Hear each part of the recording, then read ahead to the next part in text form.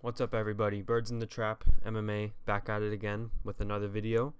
Today we're going to be doing a UFC discussion video. I'm just going to be talking about kind of multiple things that I've been wanting to touch on, but I don't feel like they are long enough for their own video. So we're just going to put them all together here, and I'm going to give my thoughts on it. And of course, feel free to leave your thoughts in the comments below. I would love to hear them, and I will read every comment, and I'll reply to them too, unless it's a sucky comment. So, first things first, let's get right into it. I want to discuss, can Alex Pereira become the next UFC double champion? Okay, because ever since UFC 283, there has been I don't know if you could call it a rumor, or maybe just talks, of Alex moving up to fight Jamal Hill, since Jamal beat Glover, who is Alex's teacher. Okay, so you got the storyline there. That alone can sell a fight. And I mean, styles make fights, man. I mean, Hill versus Pereira is a fun fight, and I think that Alex knocks him out, because I think Alex could knock anyone out. But look, I'm here for that fight, and I'm actually here for a ton of Pereira versus other light heavyweight fights. Like, I would love to see Pereira versus Prochazka, or maybe even Pereira versus Jan Blachowicz. That one could be cool. Great kickboxing fight, or great leg kicking fight. Those guys are great at that. But so yeah, I think Alex really could become light heavyweight champ. Whether he would do it consecutively with the middleweight belt, I don't know, because I think he's gonna move up after he fights Izzy again, and I don't blame him, because it's a pretty intense weight cut. So yeah, let me know what you think. Can Alex do it? And does he even get the chance? Does Alex get the chance to fight for 2 world titles within 5 or like less than 8 UFC fights? I don't know about that. This new guy, Alex Pereira, just comes out of nowhere, swoops up 2 belts and then retires, and you're just like, what the fuck? So I don't know, but I want to hear what other people think. Now, how will Deiveson Figueiredo do moving up to bantamweight? Okay, I want to talk about this because also at UFC 283, Deiveson Figueiredo, he announced that he is done at the flyweight division. Now, I don't think anyone blames him for this, okay, because he was cooking himself to get down to 125. I heard somewhere that he was cutting the weight like equivalent to a leg, like losing a leg in body fat, which is just wild, man. So we got our guy here, and he's like, it sucks because he's a really good size for 125, but for 135, we have Sterling over here. Sterling is, I don't know, maybe it's just these pictures, but he looks stronger, and he probably is stronger because he's bigger, and I don't know how Figueiredo will do against these guys, because they are bigger. And even though he's like a big 125, he's not a big 135, And like I say here, his age worries me. He's getting up there. I think he's like 35 or 36. And even to get to 35, he still cuts quite a bit, And he's going to be outsized.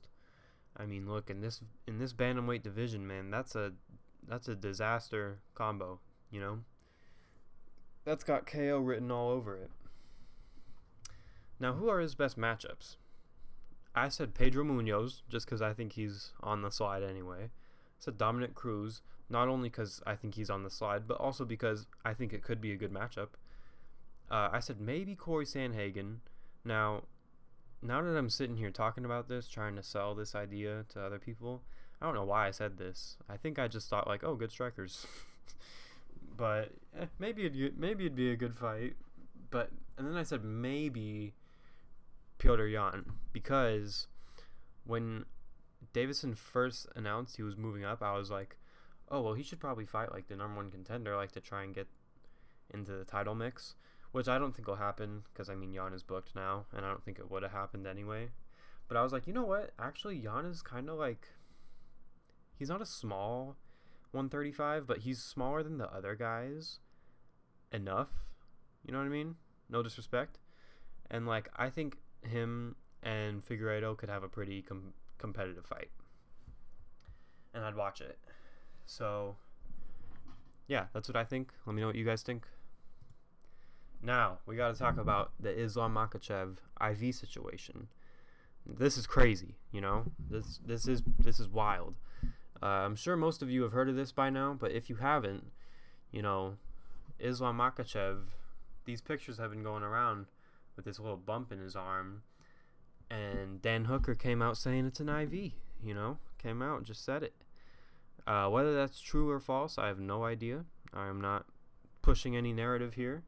I'm just going to talk about what's been already discussed, you know, because it's really interesting. And, you know, if basically what it seems like is Australia is like the standout place where you can't use the IV after your weight cut. That's what he was using it for, to rehydrate. It seems like in Australia you can't do that, but most other places you can. So, you know, we don't know if he did it or not yet. You know, we don't know if he's guilty. But if he's guilty, I think I read he'll face a 2-year suspension and be stripped of the title, and that's horrible. You know what I mean? Like, that's really bad. But let's just imagine it's true. All right. Let's just feed into the bullshit for a second. You know, because it could all just be totally not true. But if it is, man, it's going to be quite the show to watch, you know, seeing what these guys have to say about it, you know, because, I mean, Team Islam probably did it without even knowing it, you know, but then, I mean, the legacy is tarnished, bro. They're cheaters at that point, you know. You don't save your reputation from that. Like for the rest of time, they would be recognized as cheaters, which would suck for them. I mean, I don't really care, but I mean, it would make the fight with Volka no contest, which is better than, you know what, I'm not even going to finish that sentence because I'm sounding like I'm biased. Which, look, I love Volkanovski, okay? But I really hope that this rumor isn't true, because this would just cause a lot of shit. You know what I mean? But at the same time, if stuff were to go down, I'm here to watch it, you know? And I'm here for Oliveira versus Dariush to be for the title, because that's the number one contender fight anyway. So, there we go.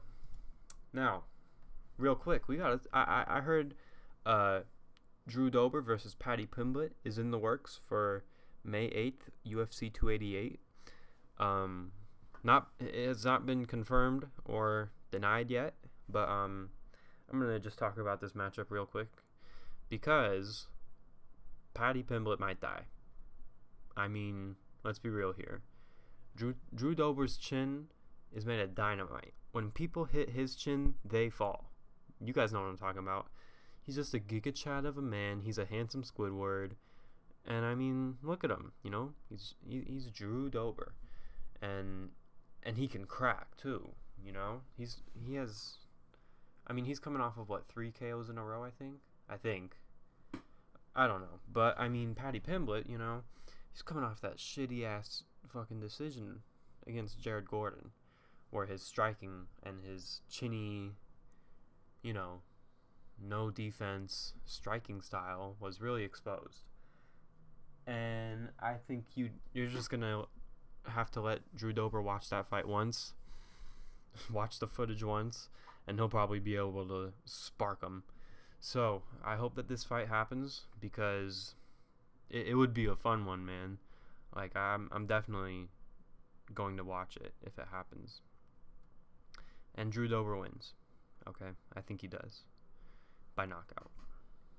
And if the UFC is still going to try and build Paddy into be something he's not, which is like a mega superstar championship fighter, you know, he's clearly not. We saw that in his last fight. I don't think he's going to learn much more. So, yeah, Drew Dober takes this.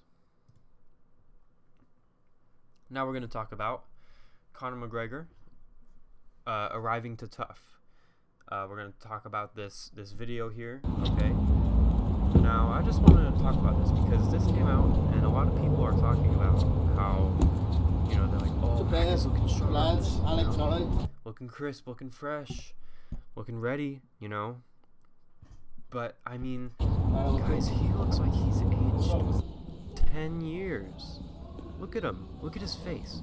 Look at his fat cheeks. You know, chubby cheeks. And, I mean, like, obviously, he's always going to have a good physique. But, I mean, even his eyes are kind of different, you know? Like, his face structure as a whole is different. And that's what happens when you do steroids. That's what happens, you know? And then there's another one I want. My microphone just fell over. There's another one I wanted to look at right here, where, you know, look. I mean, he's checking the kick. Okay, he's checking the kick. We gotta give him that. And I know he's probably just messing around here, but I'm not really here for this shadow boxing. I'm here for this. Look at his face. You know, guys. You get what I'm saying, right? I don't think he's really gonna be fully committed to a fight camp. I think he's probably still juiced up, you know. He's probably doing a lot of coke. Actually, I'm not gonna say that. But I know for a fact he's drinking, you know. Probably drinking like every night. A lot of drinking. And, you know, maybe he does do some coke. Maybe he does. But he definitely strikes me as the guy who kind of works out just enough, you know, but probably wouldn't be ready for a full training camp. I don't know. I'm getting kind of tired of talking at this point. I hope you guys get what I'm saying, because it doesn't look good. Okay. With that being said, thank you for watching. Have a great day. See you in the next video.